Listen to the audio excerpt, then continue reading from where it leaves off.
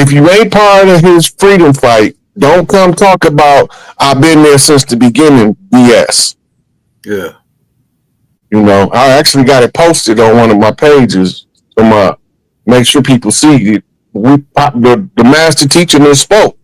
So now all of the ones that rather go with the dirty government narrative and disregard how they fabricated evidence and misled the public into thinking this man was something he not. He don't want to talk. Right. But I told him it was gonna happen. I told him, I said, Malachi not coming back to them Zinjis. He not going back over there. They don't mean him no good. And their actions speak louder than anything they say out their mouth. Which is also part of the Smithsonian cover-up. Mm-hmm. Because everything that he was exhuming in the United Nuwabian sacred record, in the holy tablets, in the sacred record of Tahuti, the sacred record of Atum Ray, the proper translation of the Torah, the Injil, the Al-Zabur, the Psalms, all of that. He did it all with the ink pen in his hand and the brain in his head. Mm-hmm. Right?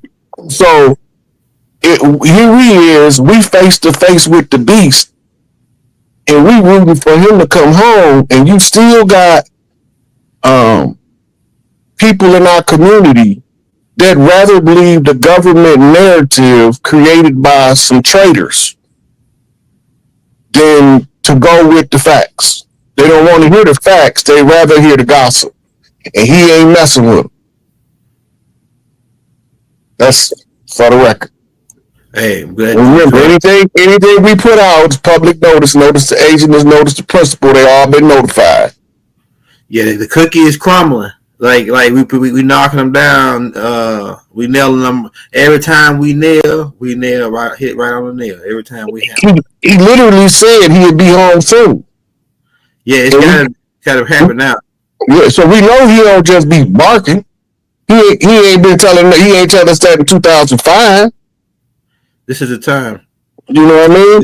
He ain't telling. He didn't say he'd be home soon until like last year sometime.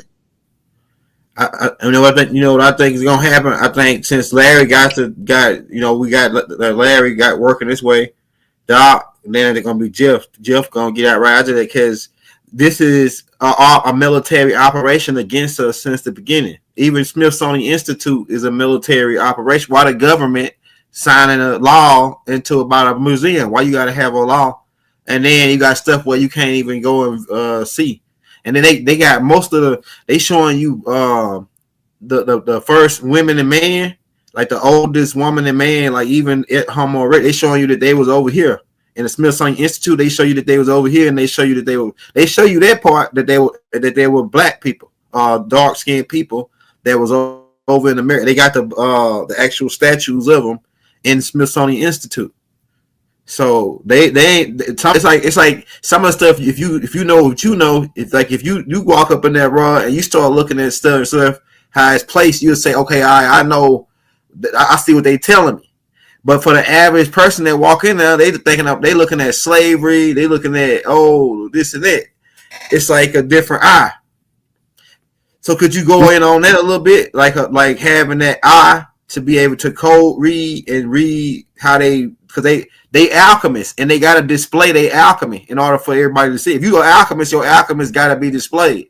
So when you go up in there and see how they got it displayed, what gives you the advantage being able to read how they got that display lined up? Well, the first thing you got to understand is all warfare is based on deception. Yeah. All right. So in order to hold the narrative of deception that we from somewhere other than home, yeah, right, then they have to tell their version of the story, but they also got to suppress anything that will go against their version. Right.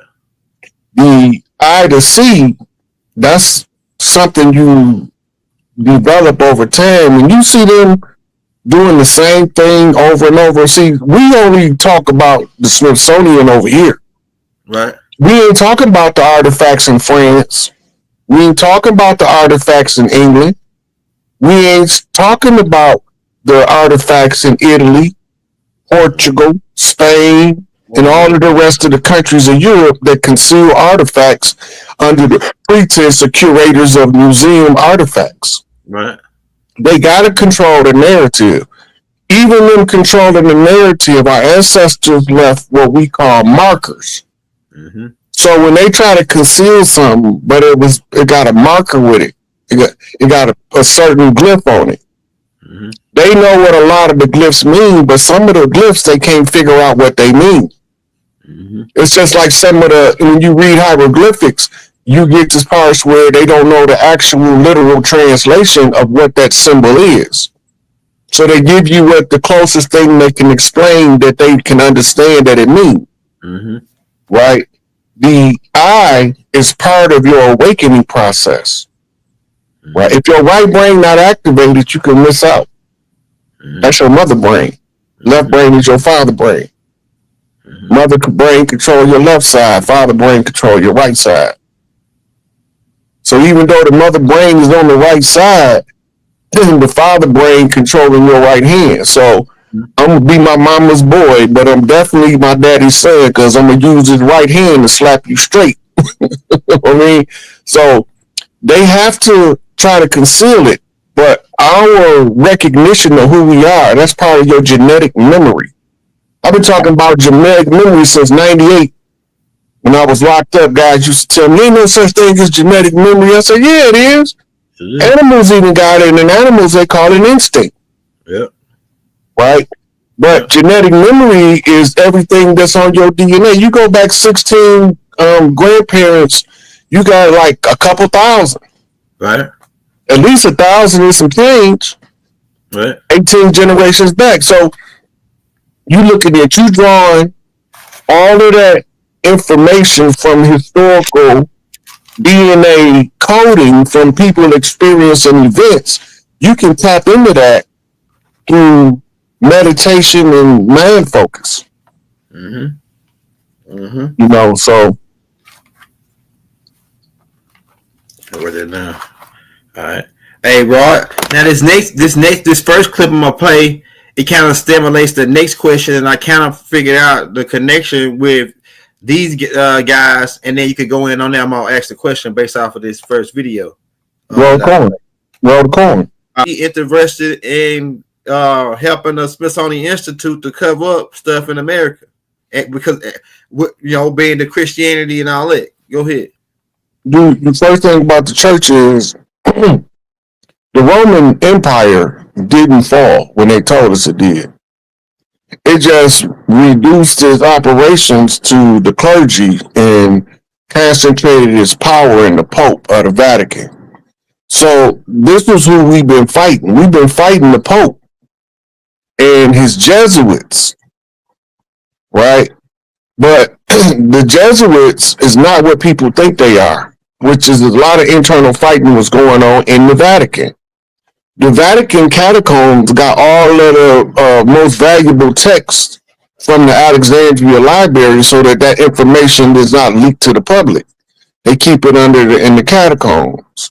They also had an underground prison where they kept the lizard bitch at, right? And she was freaking tall as mud. She's about 7-8 feet tall. And she had wings, but she couldn't come up above ground because she can't be the supplanter on the walking the earth. So she was the one under the Vatican that the Pope was taking orders go. She got executed in 2018. Right. But that's when they breached the Vatican and seized all of the gold and other stuff too. They was concealing from the beginning, from the onset of the church. When Constantine decided to activate the Nicene Council and initiate the church, that was what they call a long game plan. We don't have an understanding of protracted struggle because we think our struggle only go back to 2 weeks ago. So when you're talking about the 6,000-year reign of the devil, the continuation of the Babylonian Empire, that's what they tell us in their book of Daniel. The Vatican Rome is a continuation of Babylon, right? And then it's not going to stand once the feet of iron and clay is struck with the stone, a single stone hewn without the hands of a man. What kind of sniff is that? Because the only way you can make a man, make one out of stone, which is a Masonic reference of the black stone being a stone that the builders rejected. The builders represent the masculine line, as in building with the tools of the workmen. But what about the one that was created without the hands of the workmen? He's created and molded by the hands of the women, right? But he's still a man. He didn't compromise his manhood as one of the ones who was raised by the women and took on the feminine traits, right? And became interested in men in the wrong way. He still grew up to be a solid man. So they not looking at none of that. And most of us, we ain't mapping the struggle for 6,000 years. We only going back most of the time, the furthest we go back is 1492. So I always ask people in 1492 when Columbus came, what was we doing in 1491? And that stumped so many people. Because when they asked him what was we doing in 1491, where the records at? Where's the artifacts? And we ain't new over here. Right. The artifacts was all over the land. You can't mistake these mounds. Well, you can mistake them for hills and mountains if you want to, but we still got ancestors buried in most of these places. Right. That's what makes this holy ground everywhere we go. Because the ancestral burial ground is the proof of our origin over here. Mm-hmm. Right? So the Roman interests is a war-related interest in global conquest and the miseducation of the Negroes. Mm-hmm. You know what I think, Rod? I think that as far as the Western Hemisphere go, Christianity is only really aimed at the people who they reclassify as blacks, Negroes, or colors. Like they don't really care about nobody else, long as they want that particular people because it's part of the traumatized or what's the mind control or what I don't know what it is. It's different names you could call it, but it's part of the keep the gang going. It's an indoctrination to keep the gang going. As far as because if the church, so this is my next part to my question. Do you think that Smithsonian Institute might have artifacts that might disprove some of the church's view on things as far as the Bible and everything? Not only the Smithsonian, they got museums all over the world that blow that BS out the water. Go ahead. You know, then that's the whole thing about controlling the narrative. If you wanna conquer people, you can't let them know who they are. Right. As soon as they know that they come from a bunch of soldiers and that somebody got to be a strategist, everybody can't be a frontline soldier. Somebody got to be in the war room formulating the plan and looking through the mist of the BS. Right?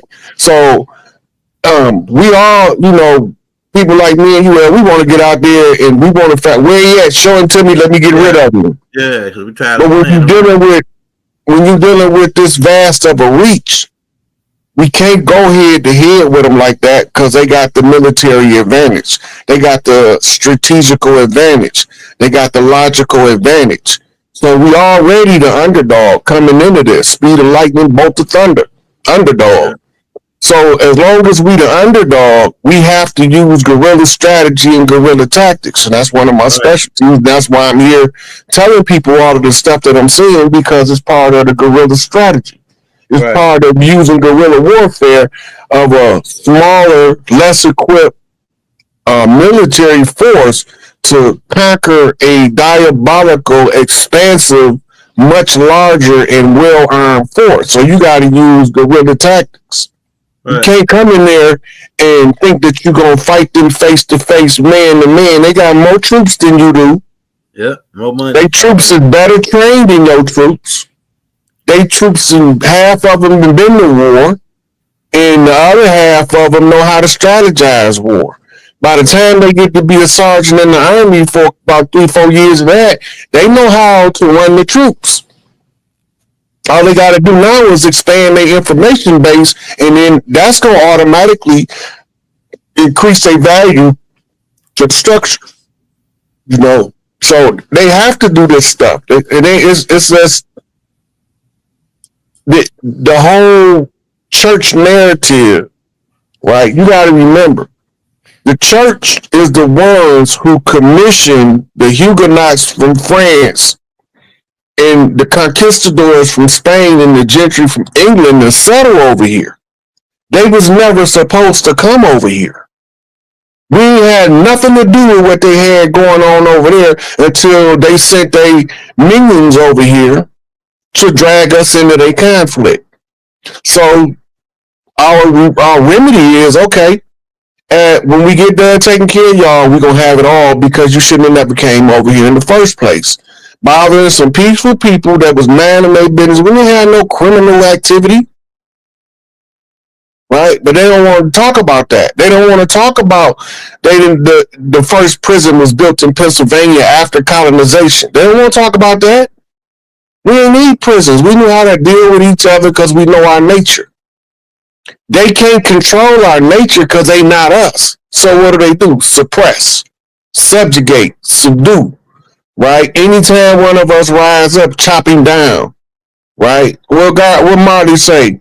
Shell Giant Brown, every time I try to plant a seed, he say kill it before it grow. Right? So they don't want us to become fully aware of all of the dirt they was doing. But sooner or later, they can run on for a long time, but sooner or later, ride gonna cut them down. Believe that. Hey. All right, so this next one is a 2-part clip. It's a 5 clip. So it's gonna be like about 3-4 minutes, but he's gonna break down a lot of stuff. Then I got a couple of stuff written down to add. But from the first video, he talks about them having they over trumped the law. They trumped the law because, like, you know how it's even galactical law that spiritual items and spiritual sites can't be bothered. That's against galactical law. It's even international law that backs that up, right? But these guys can break. Smithsonian Institute can break laws as specifically with Native American artifacts. Now, why would they? Now, this is my question, right? If the Native Americans, they telling us that's in Oklahoma and all these other Native Americans, if they show us on TV, if they the real people, what would be the hide? What would be the high? It would show, hey, these are the guys you telling the whole world, the original people, which the half of the world know they full of crap. But the guys they telling the original people, wouldn't those artifacts line up with them?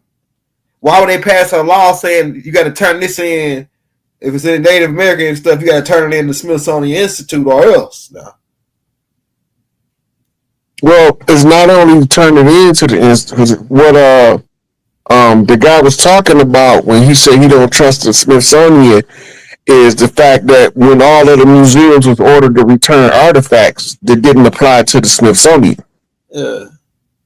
But it do if it's a government agency, it falls under the Chevron deference. Right? But it needs presidential oversight until the government switch over. Yeah, and I think a lot of those artifacts from the Smithsonian is going to be at the World Fair. I think it's going to be next year. It's supposed to be this year. But the celebration was moved to next year, too. The 250-year celebration was supposed to be this year, but they moved it to next year. So they didn't have enough time to clean all this BS up. That's why go ahead. Yeah, they're going to get it cleaned up. Yeah, I got a couple of videos that bag what you saying. What Trump is now getting an audit of the whole museum. Yeah. And the military is doing an audit of the museum. Now, Do you think that Trump is gonna come out because he's still going on? It seems like he's still with the African American black slave narrative as well. Who, I think Trump? white supremacist. I think Trump a secret white supremacist to me, man. With Ashtar Command. Whatever he is, he doing what we need him to do. Yeah, he doing something. He doing what we need him to do, whether we like him or don't like him. I don't give two shits about him one way or the other. Go ahead. But he doing what we need done. That's obvious, right? So. Because you seeing the systematic shutdown of the entire government. That's right. And so they just called all of those generals, all of the top brass in the military to an emergency meeting. Trump also announced that there was what they call hostile cities, vulnerable cities, what he called them. It's a series of vulnerable cities that they got to secure. That's why I keep telling everybody the National Guard coming out, but it ain't got nothing to do with us. It got nothing to do with it. It got everything to do with all them people sitting in the boardrooms making decisions that ruin our lives. That's who they coming to get. Judges, lawyers, politicians, aldermen, senators, all of them. Ain't none of them, especially the ones that's members of the Bar Association. Because they believe that the Bar Association is untouchable because they was chartered out of England. They don't even know that the American military took over Buckingham Palace. Right. Donald Trump released a statement the other day about the king of England, and they wanted him to bow. He's like, I don't bow.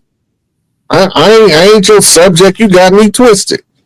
Right? But he mentioned it because people needed to know that, first of all, if you see King Charlie, it ain't him.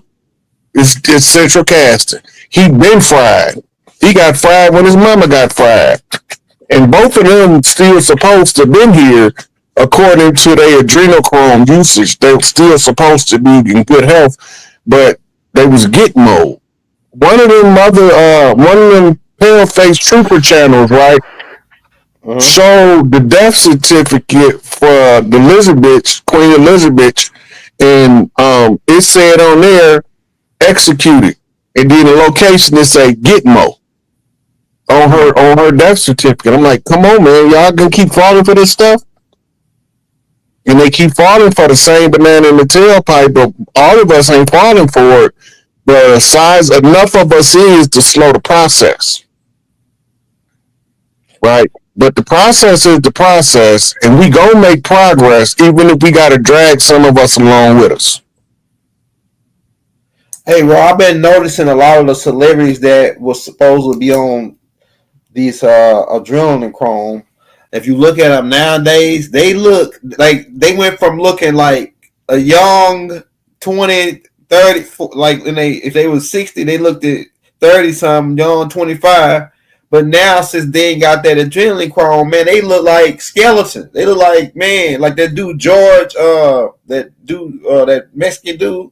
They said he was on it, and now he looked like, man, a man, like he almost in the grave. Without that adrenaline chrome, boy, they started to look real bad. Fast. But that's part of a ritualistic occupation of spot. You talking about George Lopez? Yeah, George Lopez. He looked bad, man, since he ain't got that adrenaline chrome. I don't know if he was on or not, but I'll tell you this: if he was, his days won't be long because everybody that was in on it, man. I made a post yesterday. I don't know if you've seen it on Instagram, but it's on my Facebook too. About they got a blood drop right across from the Hollywood sign, right? And that's a message. That single giant blood drop is from DC to LA, right? It's a political satire meets theatrical performance. And the one drop doctrine is what's supposed to tie all of the earthborn together. The ones who was denied rights of ascension from people playing God, making people in laboratories, that's what's the problem. That's the great debauchery that got us set back and gave the devil 6,000 years to rule, because they had to figure out, now how the hell are we going to clean this genetic spill up? There's so many of them. How did y'all let it get this bad? You was never supposed to let it get this bad. And they let it get bad where it was probably close to 1 million of them. And now, you know what I'm saying? Hey, it is what it is. Everybody ain't going to make it. But everybody that make it supposed to be here. That happened 3 times, bro. They did that genetical spill 3 times with Adolf Hitler he started it, and then you go back to Yaku. You know what I'm saying? Based on Yaku. Yeah, the Yaku story was the first. Yeah. The use of the genetic engineering to create a slave race. Yeah. Right, and the remedy is in the story, where he said that he would make these people genetically inferior to rule over superior. But the part we always miss is that he left some melanated people in charge, some dark melanated people in charge. His loyalists is what they was calling them. That's right. Okay, so now we got this going on. We know that before 8,400 years ago, it wasn't even an albino on the planet. It wasn't in the genome. The lightest you could get is what we call yellow or red bone, right? But the genetic manipulation continued until they came up with what they came up with. And they also inserted animal DNA and chemicals to offset the carbon, like sulfur. So now you can tell they don't look the same, they don't talk the same, they don't dance the same, they don't sing the same. They couldn't sing, they couldn't dance. That's why they don't got no rhythm, because they don't got no soul. But when you see them now, you seeing the ones with that drop of blood. Where they get that booty from? That ain't no Caucasian trait. You know, a pale face trait. Where they get it from? Right. But we don't want to talk about that because we want to dismiss all of them as being the ones against us, when all of them was never always against us. It was more people that looked like us against us than it was pale faces. Most of the slave narratives, it was somebody that looked like us that ran the sweetheart swindle on Big Mama. But you can't tell Big Mama nothing, because Big Mama gonna do what she gonna do. Right, that's right. And then they gonna drive a wedge between Big Mama and her security nets. So now can't nobody protect her. She on her own. Right? It ain't nothing nobody could do with Big Mama. If Big Mama want to entertain the charlatans, then that's up to her. You can't tell her nothing. All you can do is tell her what the situation is, what they doing, and then she got to make her own mind up. Right? But some of them is good at seducing women, even Big Mama. But if Big Mama don't see what's in front of her and who they cutting her off from, then she the one that's choosing to go into that repeat cycle, because it's another cycle that's being repeated that you're not breaking. Right? So when they came with the sweetheart swindle, what do sweetheart swindlers do? They come in, they woo you with gifts and pleasantries, right? And then they turn around, isolate you from your security, from the ones who can see through their bullshit. They isolate you from them. They tell you that they got out to get you. They not out to get you, Big Mama, but she don't always see it because she's in the moment. When you in the moment, you can't see 2 weeks from now. That's why everybody always tell you to live in the now. Just because you living in the now don't mean you can't anticipate based on events what's about to take place. That's called extrapolation of events. It's part of the natural nature of the human to say, okay, last time I went down that street, it was a hole down there. I got two options. I can go see if the hole's still there. That'll be inconvenient. Or I can go this other way where I know it ain't no holes and I'm going to get to my destination. But when the money come, snakes come out. Right? When the bank get unlocked, the serpents rear their head because they smell the money. And Big Mama sometimes act like a little girl because she still got an inner child. And that inner child is who the seducer is trying to woo. So the seducer seduced the inner child, which is her innocence, and use it to leverage against her, to subjugate her. And this is where this plantation narrative comes from. So now that we got all of the security away from her, now we got to put what we call a decoy in its place. So they go out and they hire these pale-faced plantation managers, and then they give them fornication rights because King George said it, or King James said it was cool. If any way you need to spread that drop, get that drop of blood, you get it. Right? So when they do this, we don't realize that Django was the Cherokee in the house, and Samuel L. Jackson was the Huguenot, or the gentry, or a conquistador. He was one of them. Coming with his flashy suits when he first came, he was dressed like Django. But once he got rid of Big Mama, she ain't nowhere around. Where she at? Right? And now he got to try to, who that nigga on that man? That ain't no regular, who that nigga on that man?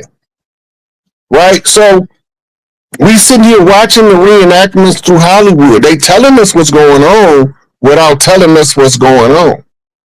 If we know history enough, we can see the story play out in theatrical portrayals in Hollywood, in political satire in DC. They all telling the story. DC just responsible for writing it down, and Hollywood is responsible for putting it on the big screen. Right? So it's in all their literature. They wrote about the conquest of the Americas. They didn't come over here friendly.